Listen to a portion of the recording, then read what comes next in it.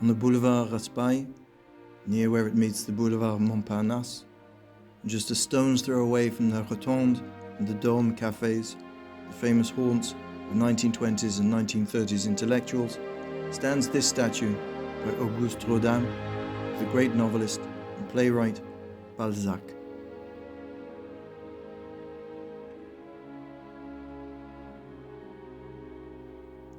He was described by Rodin as the product of my entire life, the pivot of my aesthetic.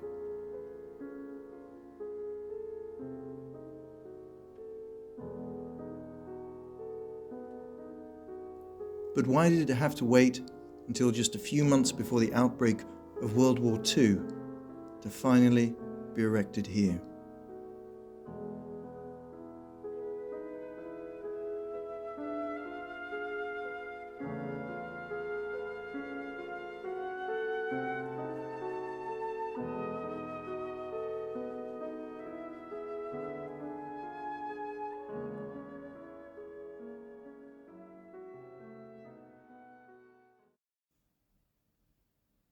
François-Auguste René Rodin was born in 1840 at 17 Rue de l'Arbalète in the Mouffetard district in Paris to a cotton merchant father from Yvetot, northwest of Rouen, and his second wife from Lorraine in the northeast of France.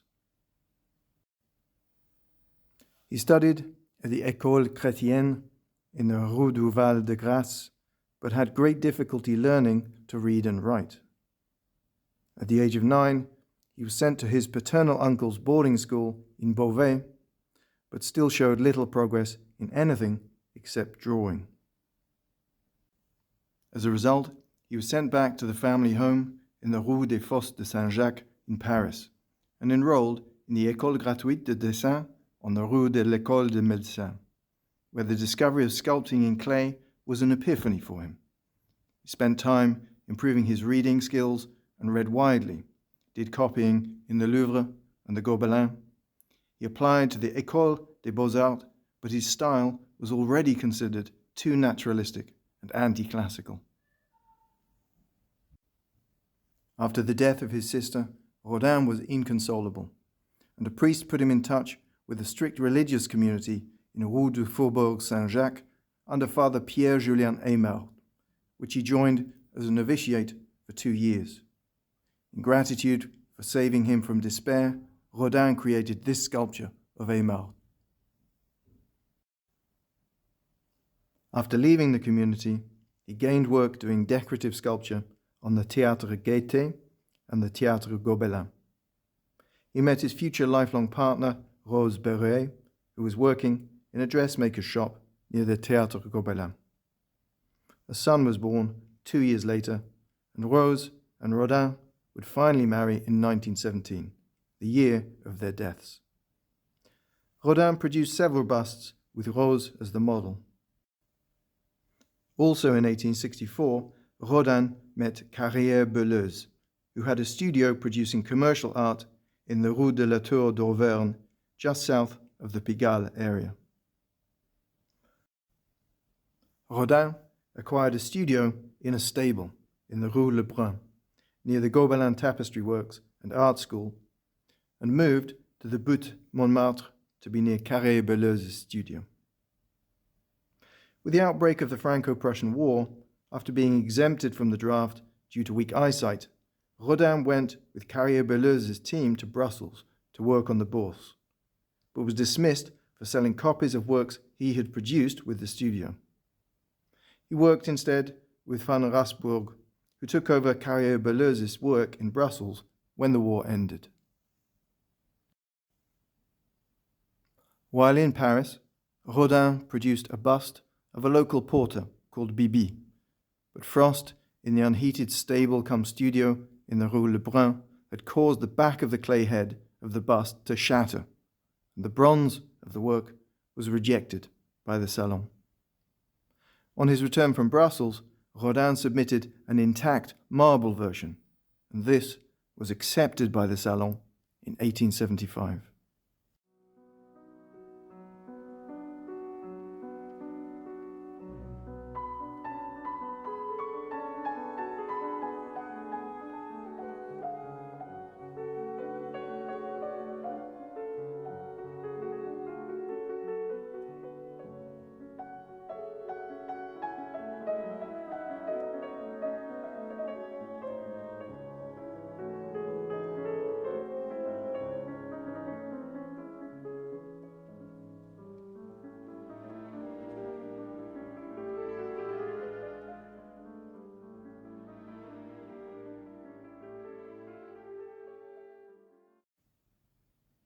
In the same year, Rodin travelled to Italy and saw the works of Michelangelo and Donatello.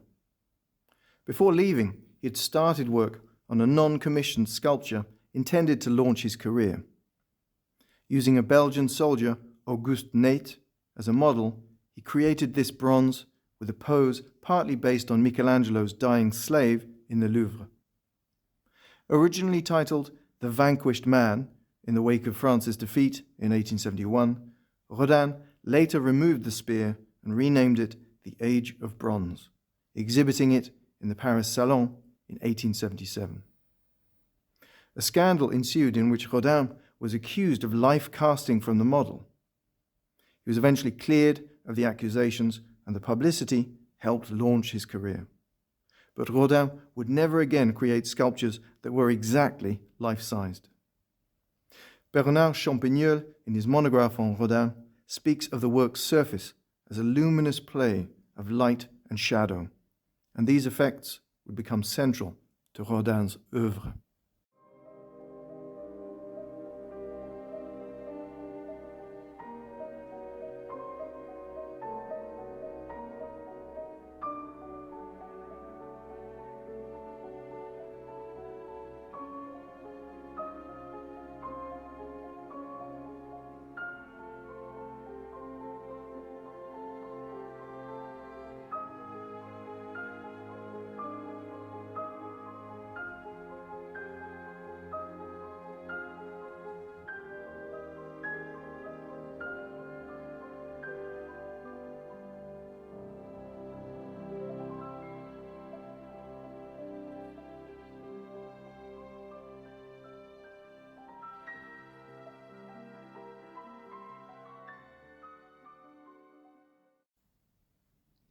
Rodin acquired a studio on the Rue des Fernands and started work on John the Baptist preaching, using an Italian model called Pignatelli, producing a version without head and arms called The Walking Man before creating the full version.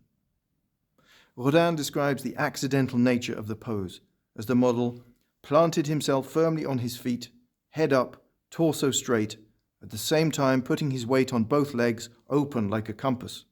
The movement was so right, so straightforward, and so true that I cried, "But it's a man walking!" I immediately resolved to model what I had seen.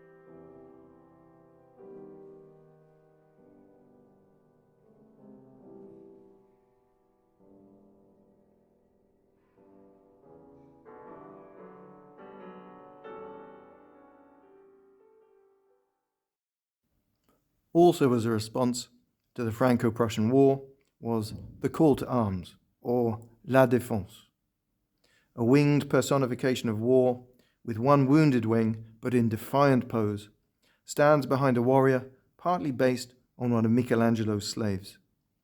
The work was created in response to a call for submissions to a competition, but it was not even shortlisted.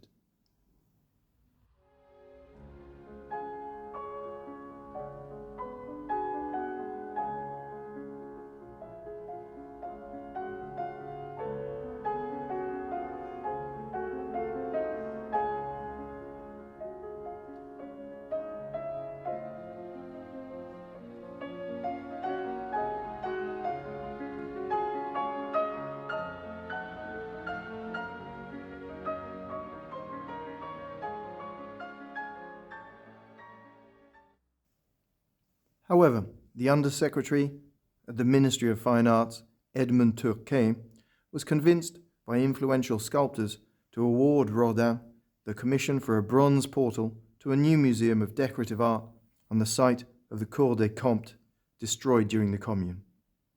The museum was never built. The site became a railway station and is now the Musée d'Orsay, and houses Rodin's plaster version of the Gates of Hell. The state gave Rodin studio space at the Dépôt des Marbres to execute the work. The gates, based on Dante's Inferno, show the damned, and many of the scenes represented were reworked as larger bronzes and marbles and include some of Rodin's most famous works, such as The Thinker, The Kiss, Amor Fugit, Meditation, and Ugolino and His Sons. The original work was intended to be accompanied by flanking figures of Adam and Eve, whose sin of eating from the tree of knowledge consigned mankind to the possibility of hell. The figures were excluded from the final submission, supposedly as Rodin was unable to satisfactorily complete the figure of Eve.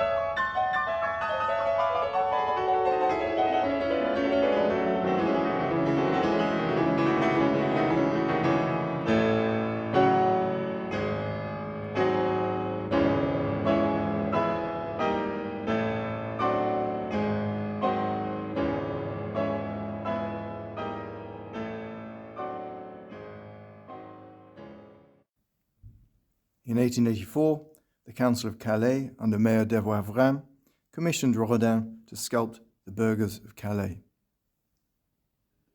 Book 1, chapter 145 of Froissart's Chronicles describes an event in the Hundred Years' War, when Calais was abandoned to Edward III, who required a sacrifice of 6 citizens, saved eventually by Queen Philippa's entreaty. Rodin chose, against the wishes of the council, to depict all 6 of them in one sculpture, on a low plinth to be at the level of viewers. But eventually, the Calais casting was mounted atop a higher stone plinth. Rodin differentiated the poses and characters of the 6 to create a narrative. Of the 3 burghers facing forward, the rear pair, Eustache de Saint-Pierre, the first to volunteer himself as a sacrifice, and Jean d'Aire, the second volunteer, are both stoical. Jacques de Fissant, seemingly resting on Eustache de Saint-Pierre's shoulder, is resigned, but contemplating with melancholy the world he leaves behind him. These 3 stand in contrast to Andrieux tendre behind them, head in hands in despair. At the front of the group, Jean Dauphine has also turned back to look at the city, perhaps in response to loved ones calling him back, with a shrug to communicate inexorability. Pierre de Fessant, the lead figure at his side, communicates to Jean Dauphine, with his gesture, the same idea of inevitability.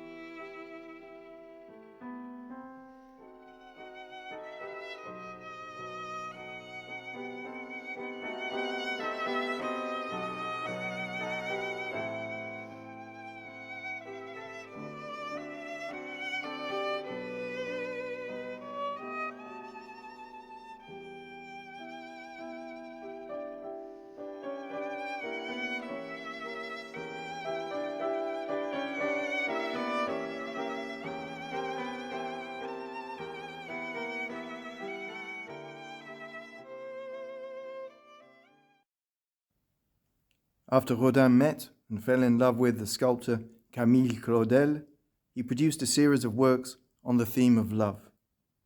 As Champigneul points out, lovers had not hitherto been a subject for sculpture, at least in the West. Rodin produced works in this period from The Gates of Hell, such as Fugit Amour in 1885 or The Kiss from 1886, which was indirectly derived from a scene on the gates. Perhaps the consummation of these songs of love, as Champigneul calls them, is The Eternal Idol of 1889, but undoubtedly one of the most celebrated of these works is The Kiss. Victor Hugo had been an inspiration for Rodin from early adulthood, and Rodin had executed a bust of Hugo from life in 1883. In 1886, Rodin was commissioned to create a monument to the great writer intended for the Pantheon. Rodin produced a dozen or so designs, gradually arriving at the solution of Hugo, nude, against the rock of exile of Guernsey, reaching out to an invisible sea, and reducing the number of surrounding muses to 2. Hugo's nudity resulted in the rejection of the design, and it was never installed in the Pantheon. Instead, a bronze casting was installed at the corner of the Avenue Victor Hugo and the Avenue Henri Martin in 1964.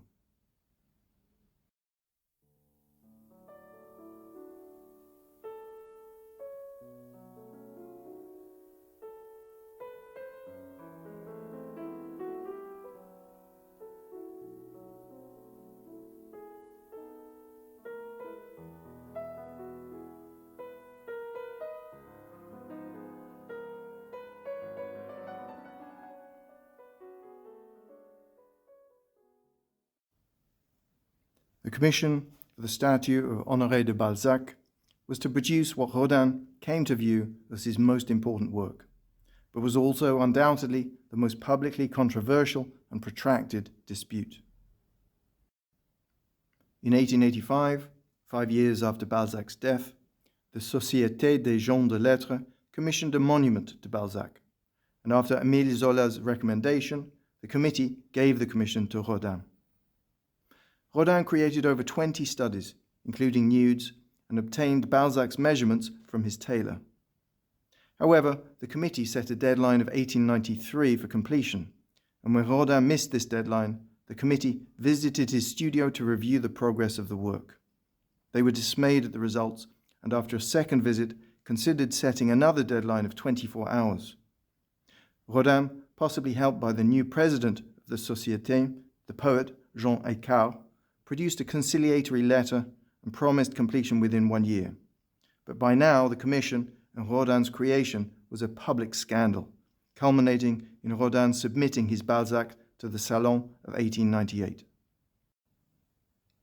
The Société refused to accept the work as a sculpture of Balzac, and Rodin kept the work. However, when the alternative sculpture by Falguière was unveiled in 1902, the new president of the Société described Rodin's version as haunting, obsessive, and unforgettable, resulting in a standing ovation for Rodin. After the First World War, the Hôtel Biron became a museum to Rodin, and Georges Grappe, the curator in 1926, pushed the state to make 2 casts of the Balzac. Finally, in June 1939, a bronze version was installed on the Boulevard Raspail.